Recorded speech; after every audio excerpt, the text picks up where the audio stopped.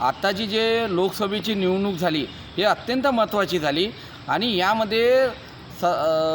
यामध्ये जनतेने डायरेक्ट जे संविधान बदलवण्याचे हे भाजपाला नकार दिला आहे। यासाठी मला जे सामान्य घटकातले मतदान मिळाले आहे मी त्यांचे आभारी आहो आणि याच ताकदीने मी विधानसभामध्ये यांच्या आशीर्वादाने मी आणि यांच्या सतत त्यांच्या पाठीशी राहणार। मी आज त्यांना भेटून त्यांच्याकडून आशीर्वाद घेतला आहे आणि जसेच आता लोकसभेचे दोन गटामध्ये लढत होती त्यामध्ये एक भाजपा गट पडला आहे आणि शिवसेना गट आला आहे। त्यांनी आता यवतमाळ जिल्ह्यातल्या ज्या समस्या आहे, यवतमाळ शहरामध्ये क्राईम एवढा वाढला आहे त्याला दूर करावे। अमृत योजना यवतमाळ शहराला पाणी द्यावं त्यांनी।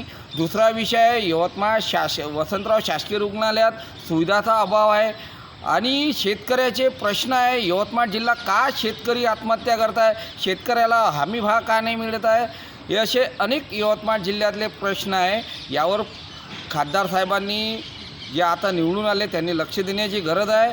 आम्ही त्यांना आम्ही निवेदन देऊन हे सर्व गोष्टी मांडणार आहोत आणि सतत जसं ज्या सामान्य गोरगरिबांना मला मतदान केलं आहे मी 100% त्यांच्या खरं उतरून त्यांच्या पाठीशी राहणार आणि याच्या पलीकडेही मी विधानसभामध्ये त्यांचा आशीर्वाद मला मिळाला आहे, याच्या पलीकडे मी विजय होणार विधानसभामध्ये।